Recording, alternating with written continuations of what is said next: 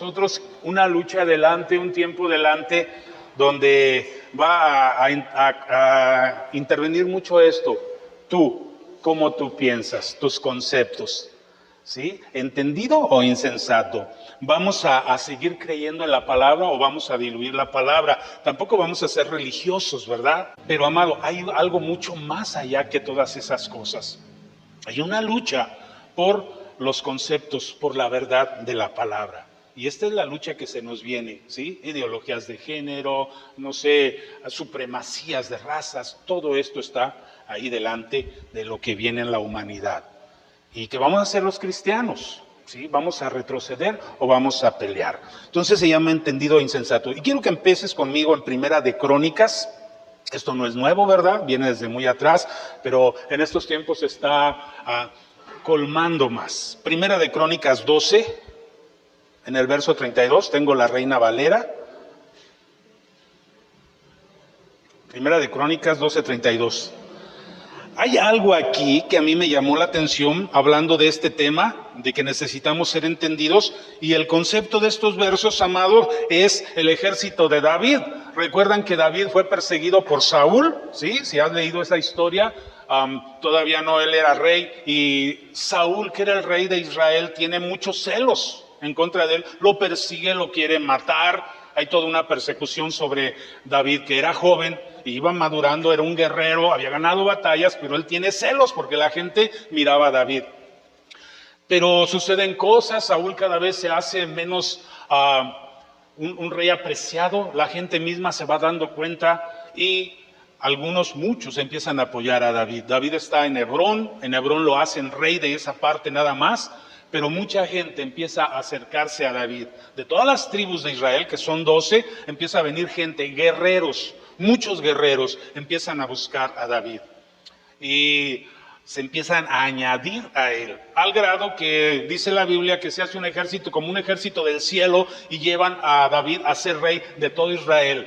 Cae Saúl y empieza a reinar David en todo esto.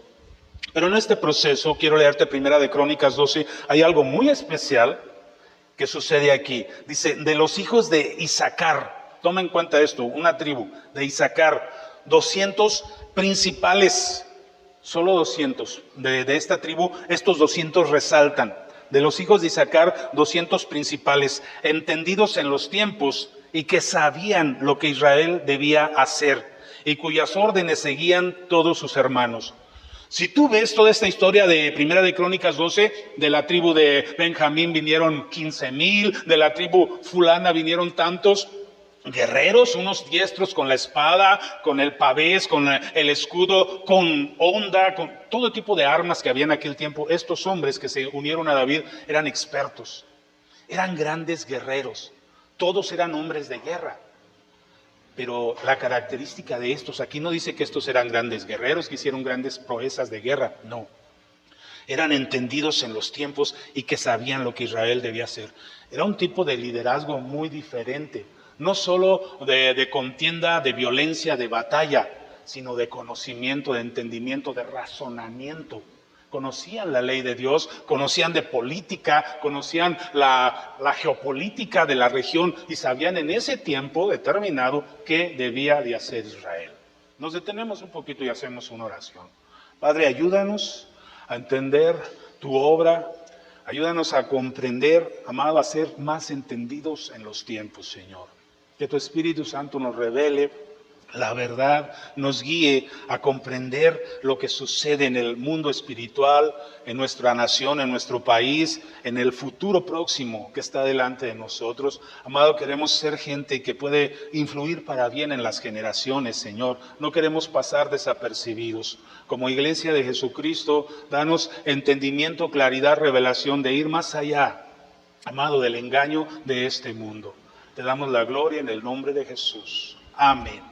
Entonces me llama tanto la atención esto, amado, que eran entendidos en los tiempos, comprendían qué estaban viviendo, qué venía delante de ellos, cuáles eran los peligros que iba a enfrentar este reino que se estaba levantando, que iba a iniciar, qué era lo que se preparaba en las naciones, en los mismos contrincantes que venían contra David. Yo creo que este grupo de liderazgo ayudó tanto a David a llegar a ser lo que el reino de Israel fue cuando estuvo David y a dejar después una herencia en Salomón, que fue cuando el reino de Israel fue lo más glorioso que ha habido, cuando se hizo ese templo tan glorioso, tan maravilloso. Y podemos ver, amado, que estos tiempos está en peligro las generaciones, está en peligro la integridad de lo que es el ser humano. Ahora los niños le dicen, pues ya tú escoge qué eres.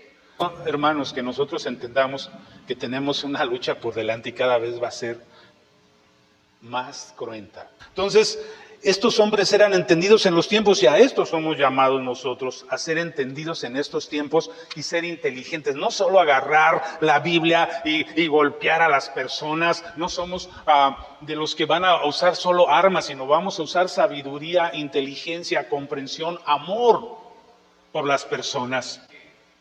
No vamos a rechazar, le vamos a dar una opción, lo vamos a amar, lo vamos a recibir. ¿Por qué? Porque la obra no la hacemos nosotros, la hace Dios. Tenemos que ser entendidos, tenemos que ser abiertos. Nosotros no somos los que juzgamos. Jesús mismo dijo, yo no vine a condenar al mundo, yo vine a salvar al mundo.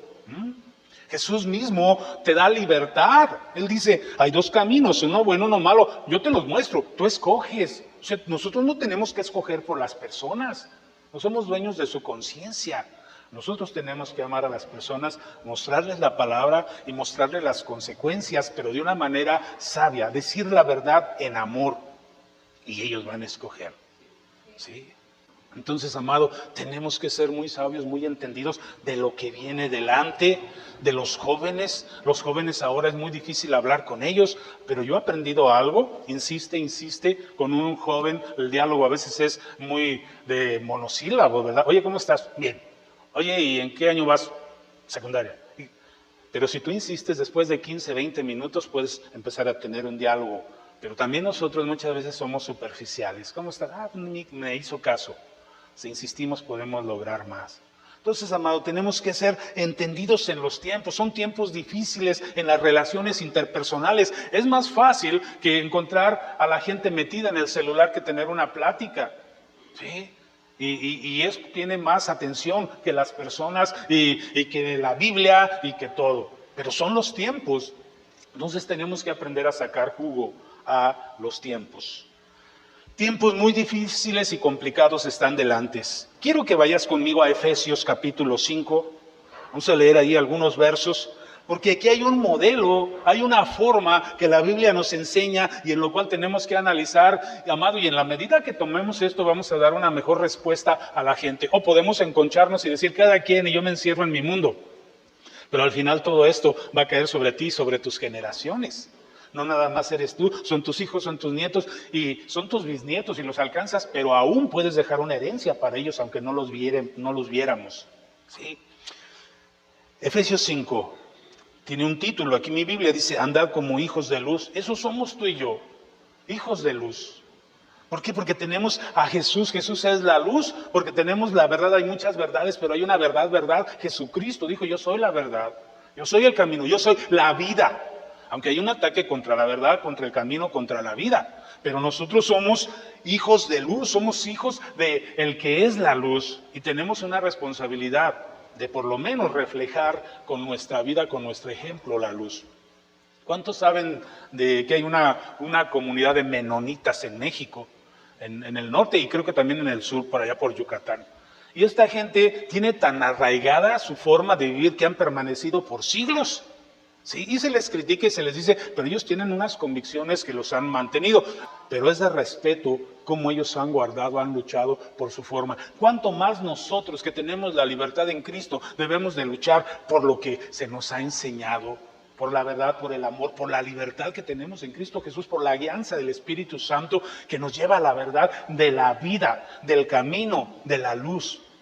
Y dice aquí, es un consejo que Pablo está dando a los efesios. Dice, sed pues imitadores de Dios como hijos amados. ¿A quién vamos a imitar? A Dios. Si tenemos modelos, ¿dónde vamos a tomar esos modelos? Pues en lo que está escrito por Dios, revelado por Dios, por el Espíritu Santo a través de las Escrituras. Sed pues imitadores de Dios como hijos amados, en lugar de andar imitando lo que hay en TikTok, que se hacen algunos retos que algunos hasta se han quedado colgados, otros se han drogado con pastillas y cada vez la razón, el entendimiento es peligroso.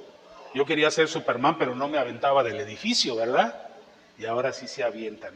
Algo más está penetrando en la mente, en el corazón de las personas. Entonces, tenemos un modelo, está Dios, seamos imitadores de Dios como hijos amados, Él es nuestro Padre. ¿Cuál es el problema? La paternidad. No hay paternidad, no hay modelo. Si no hay un buen modelo de paternidad, no vemos a Dios como Padre. Vemos a Dios como un sargento, como alguien que nos impide, que nos pone obstáculos, que no nos deja ser, y votamos muchas veces la verdad de Dios.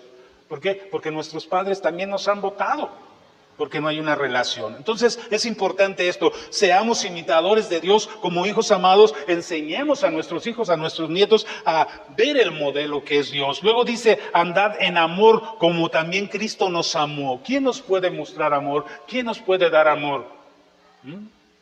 Ahí está Jesús. Él es la fuente de un amor que nadie va a tener por ti, ni tu papá ni tu mamá, nadie. Yo le digo a las jovencitas, Cristo te ama, como nadie te ha amado y como nadie te va a amar. Andas buscando amor, búscalo en Jesús. Nadie nunca, ni el muchacho más guapo y más bueno que te pudieras encontrar, te va a amar como te ha amado Jesús. ¿Quieres conocer el amor? Acércate a Jesús. Dice, pues entonces dice, como también Cristo nos amó, andad en amor. Y se entregó a sí mismo por nosotros, ofrenda y sacrificio a Dios en olor fragante. Hay mucho aquí, amado, ofrenda, se entregó, ya no hay entrega. Veía el otro día una entrevista de Cristiano Ronaldo, este futbolista muy famoso, que es portugués creo, que es de los más famosos del mundo, y está en una entrevista, no son las palabras exactas como lo dijo, pero lo que yo entendí, dice él, es que los jóvenes ya no son como nosotros, dice, ¿por qué yo estoy aquí? Por hambre. Dice, en mi casa había hambre, yo veía a mi mamá, yo veía a mi familia y me preocupaba por mi familia y luché y peleé por sacar a mi familia. Dice, mis hijos no son iguales. Ellos no ven mi necesidad.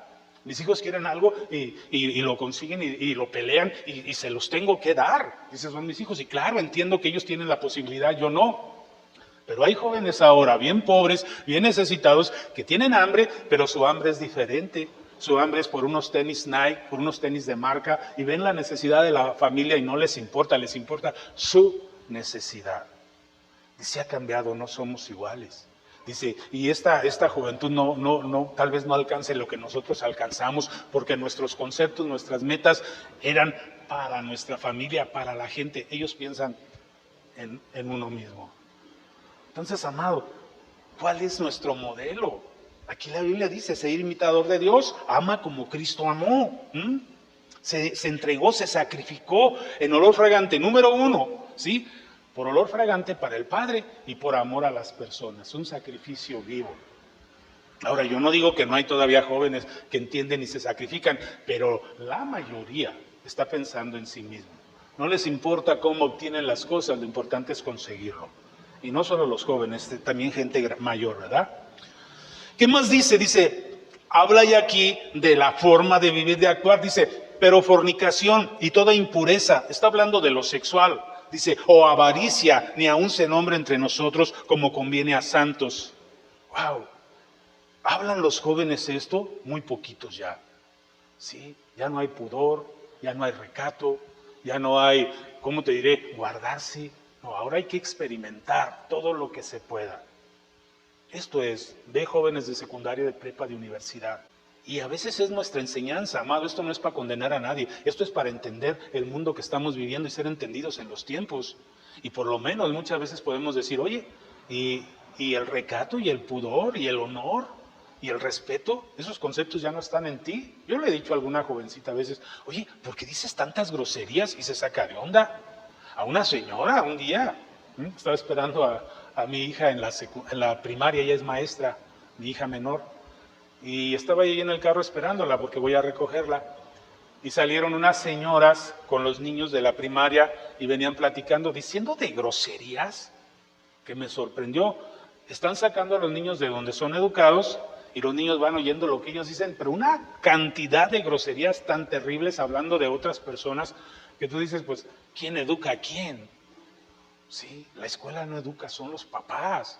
Entonces, amado, dice aquí que esto no se debiera de nombrar entre nuestras familias, en nuestra casa, fornicación, toda impureza o avaricia. Ahora consumir drogas es tan normal para muchos jóvenes.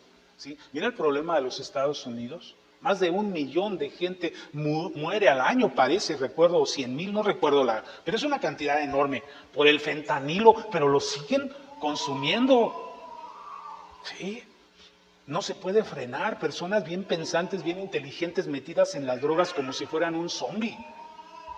¿Qué fue atacado en su conciencia, en su instinto de supervivencia? Que sabiendo el daño que hace, van y lo hacen. Algo está minando el entendimiento del ser humano. Amado, ¿y dónde hay una luz? En los medios de información no. Amado, hay una luz en el Evangelio, en el cristianismo. Pero vamos a ser muy atacados. No muchos. Tal vez vayan a querer enfrentar esto, porque hay riesgo. Sigamos leyendo. Entonces esto es nada más para entender los tiempos, amado, no para ponernos a decir, ¿qué va a pasar? Terrible, sí es terrible, pero algo podemos hacer. Verso 4 dice, tampoco digáis palabras deshonestas, ni necedades, ni groserías que no convienen, sino antes bien acciones de gracia, ser agradecidos. ¿Sabéis esto? Que ningún fornicario o inmundo o avaro que es idólatra tiene herencia en el reino de Cristo y de Dios. Sí hay modelos, sí hay enseñanza. Nadie te engañe con palabras vanas. O sea, hay mucho engaño, amado. Hay mucho engaño. ¿Sí? Aplaudimos cosas que debiéramos rechazar. La Biblia dice, ay de aquel que a lo bueno, ¿sí? Dice malo, y a lo malo le dice bueno. Ay de aquel, y lo está diciendo Dios, va a haber consecuencias por esto, y la gente no se da cuenta. El humanismo no es cristianismo. Ser bien buena onda con las personas está bien, es correcto, pero hay algo más que eso. Vamos a ser juzgados, amado. Llévate esta frase, humanismo no es cristianismo. Nadie os engañe con palabras vanas, porque por estas cosas viene la ira de Dios sobre los hijos de desobediencia. Hay una ira que ya está. La única forma de escapar de la ira venidera es Cristo. Él vino a rescatar lo que se había perdido. O sea, la humanidad está perdida. Solo nos salvamos a través de Jesucristo. Es la única puerta de escape.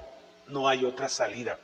No es porque te portes bien. No, amado. Solo hay un Salvador de la ira venidera, la ira que viene de parte de Dios, ¿sí? Se llama Cristo, se llama la enseñanza, la vida de Cristo. Jesús dijo, si bebes mi sangre y comes mi carne, es conocer su verdad. Es la única manera. Verso 7, no seáis pues partícipes con ellos, porque en otro tiempo erais tinieblas, sí éramos eso, pero ahora sois luz en el Señor. Andad como hijos de luz. Este es un llamado para la iglesia. Amado, no podemos diluir nuestra enseñanza. Somos hijos de luz, porque el fruto del Espíritu es en toda bondad, justicia y verdad, comprobando lo que es agradable al Señor. Tú tienes que comprobar, ¿esto le agrada a Jesús? ¿Esto lo haría el Señor? Sí, pues yo lo hago, yo lo estoy imitando.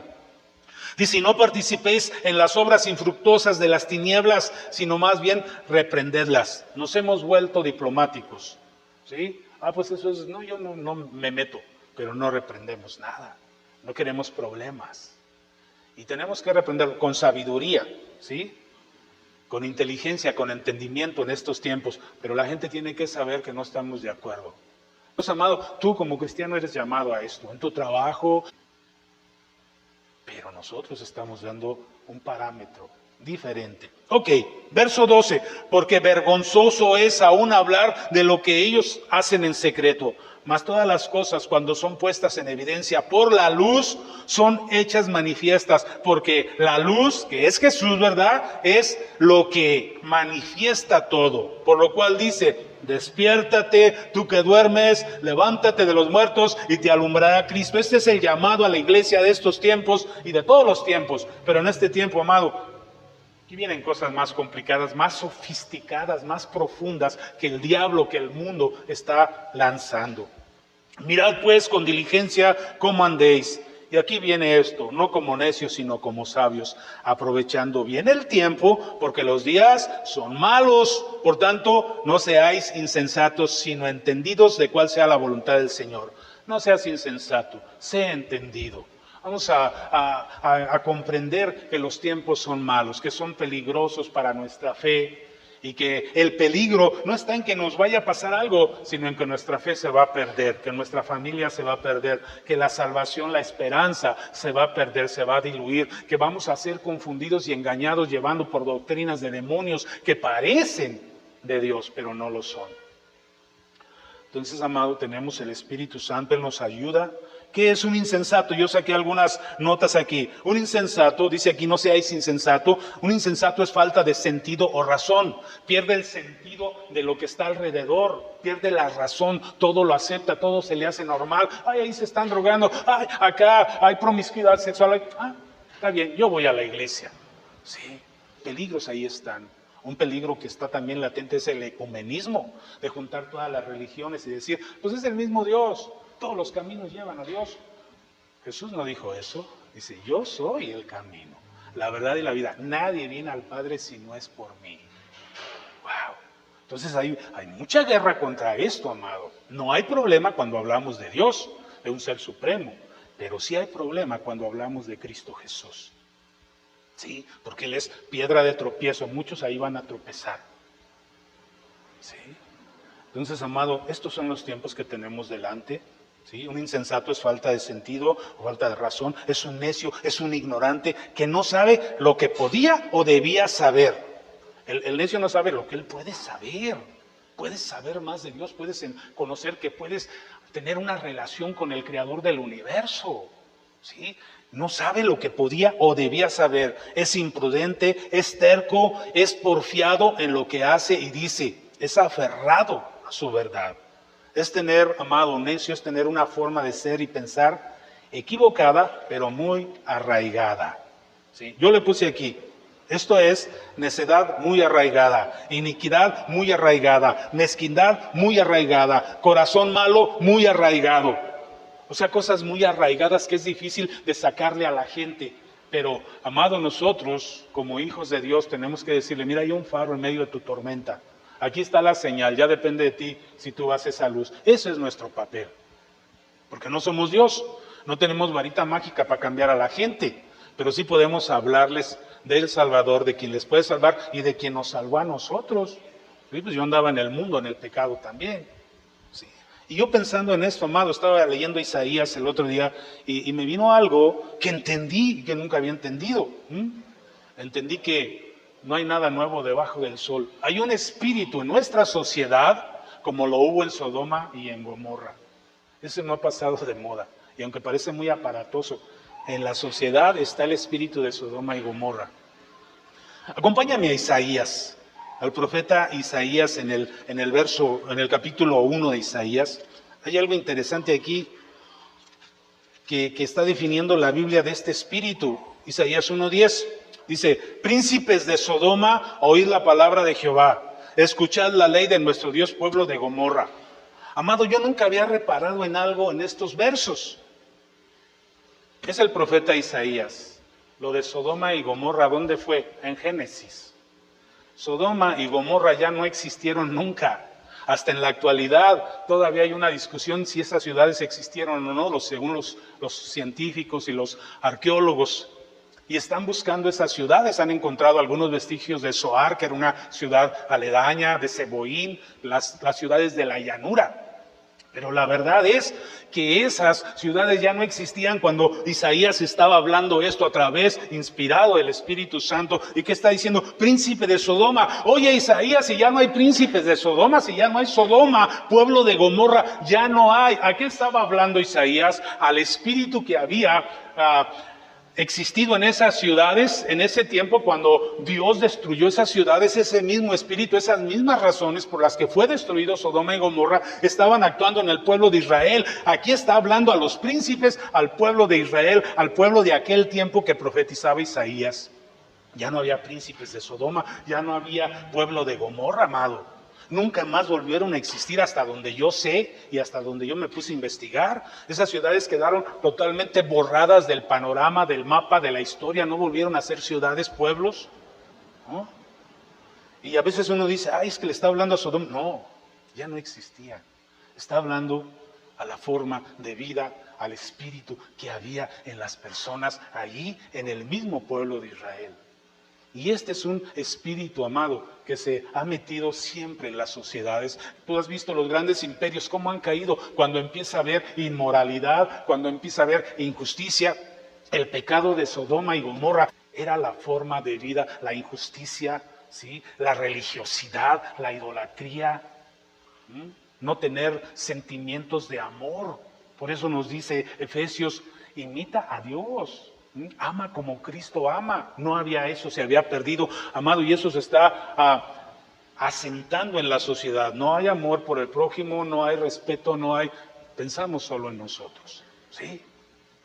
Entonces no le está hablando a Sodoma ni a Gomorra, eso quedó atrás, pero dice, príncipes de Sodoma, oigan la palabra de Jehová. Es una sociedad que aparentemente la oye, pero no la vive. Dice, escuchad la ley de nuestro Dios, pueblo de Gomorra.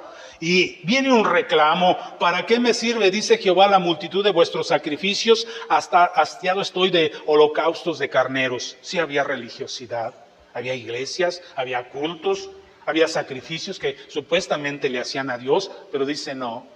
Ustedes están engañados como estuvieron en Sodoma y en Gomorra y los destruí. Esto es una advertencia. Dice, ¿de qué me sirve estos animales que traen carneros? Dice, y de grasa de animales gordos, no quiero sangre de bueyes, ni de ovejas, ni de machos cabríos. ¿Quién pide esto de vuestras manos cuando vienen y presentan delante de mí para pisotear mis atrios? Venían al templo, pero venían con este espíritu, amado, ¿sí? Dice, no me traigáis más vana ofrenda.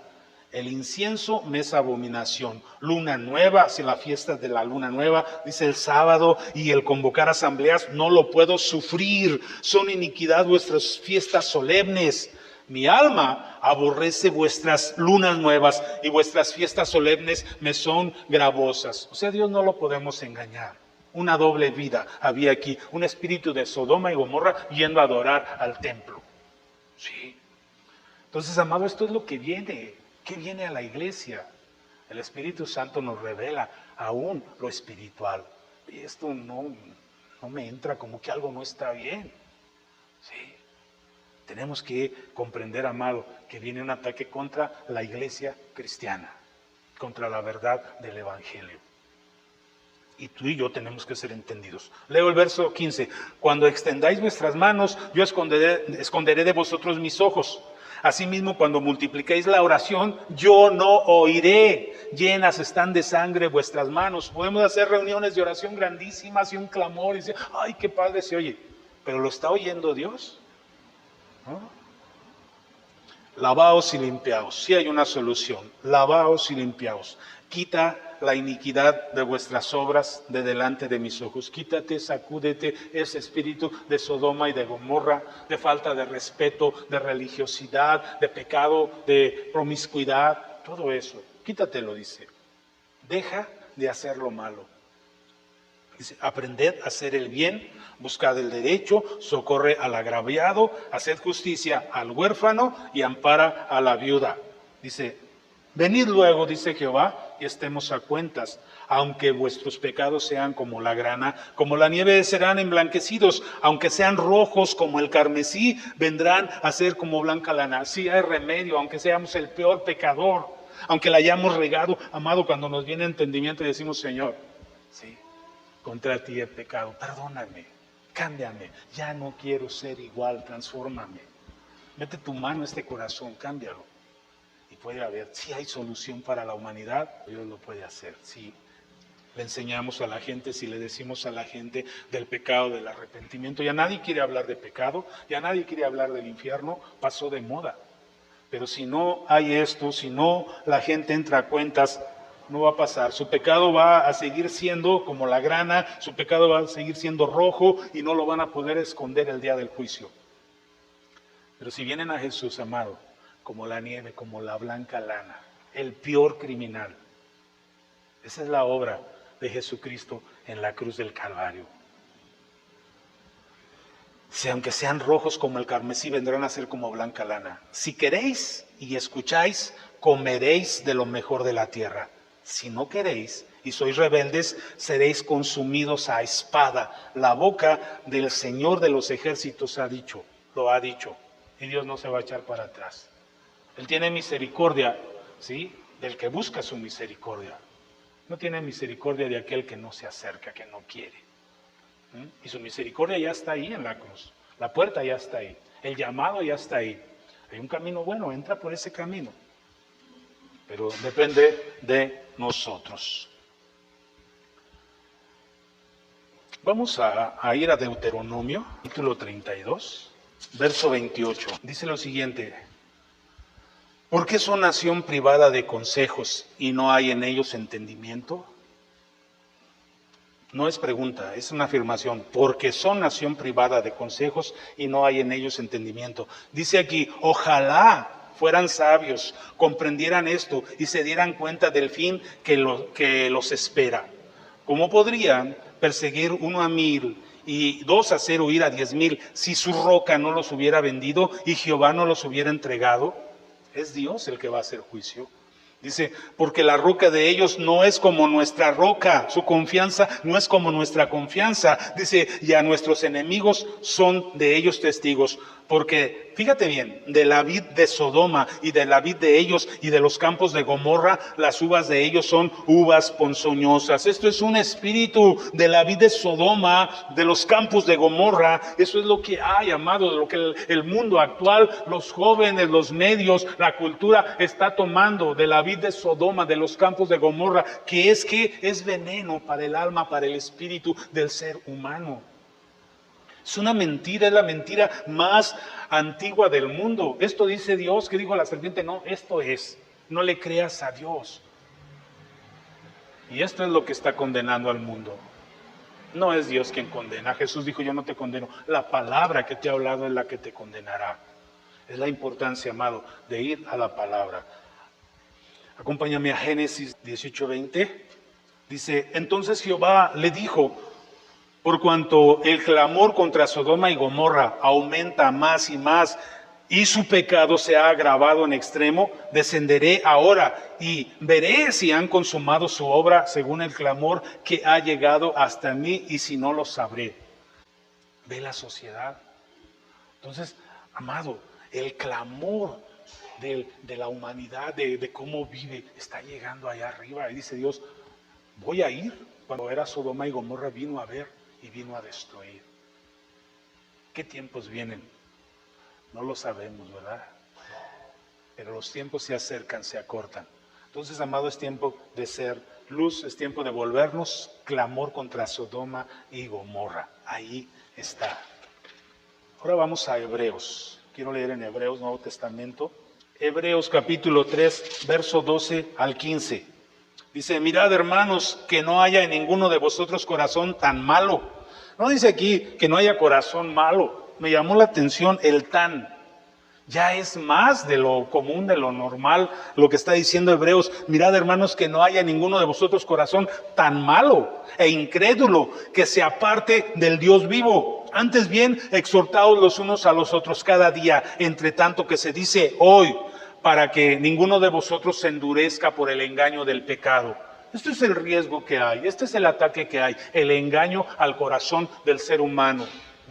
Veía el otro día un reporte ahí científico que dicen que unos científicos descubrieron en el corazón unas células tan especiales que no habían descubierto, que son como autónomas, que son muy semejantes a las del cerebro. Creemos que todo lo del ser humano está en el cerebro, pero hay algo aquí en el corazón que también es autónomo. Es lo más interior del ser humano, ¿sí? Es donde está el corazón, no el órgano, sino lo que somos, nuestra alma.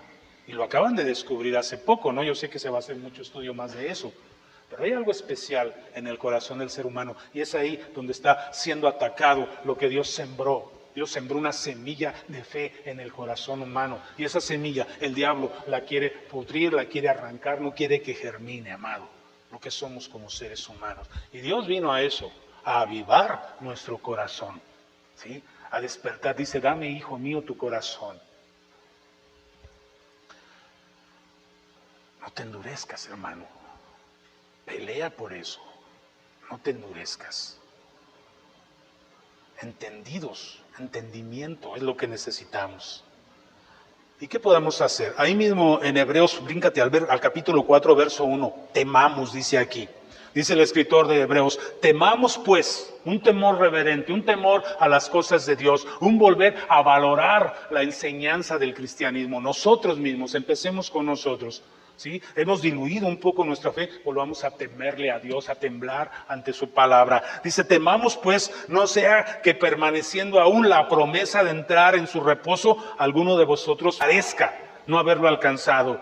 También a nosotros se nos ha anunciado la buena nueva, como a ellos. A ellos de nada les sirvió haber oído la palabra por no ir acompañado de fe en los que la oyeron. Amado, de nada les sirvió a Sodoma y a Gomorra que cerca de ahí estaba Abraham, conocían a Abraham. De nada les sirvió que Lot, un hombre justo, con su familia fueran a vivir a la ciudad de Gomorra. De nada les sirvió. Y muchas veces de nada les sirve a la gente oír, platicar con cristianos, con pastores. De nada. ¿Por qué? Porque la semilla de la fe, amado, se está secando. Tal vez Lot, no sé, yo no quiero criticar a Lot. Cuando lleguemos al cielo a lo mejor me reclama, ¿verdad? Por andar hablando de él.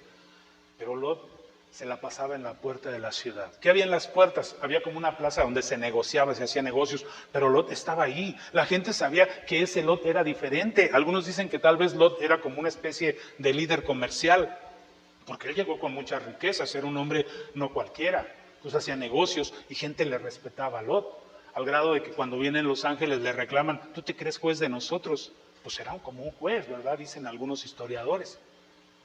Pero no tuvo la capacidad de influir, o la maldad era tanta que, como dice la Biblia de Jesús, no pudo hacer ahí ningún milagro. ¿Qué era? ¿Qué es este espíritu tan fuerte que de nada le sirvió que estuviera Abraham cerca, que vinieron aquellos ángeles a ver y nadie se arrepintió? No fue como en Nínive, ¿verdad? Cuando fue Jonás y les habló, y aunque vivían en tal pecado, se arrepintieron y hubo un avivamiento ahí.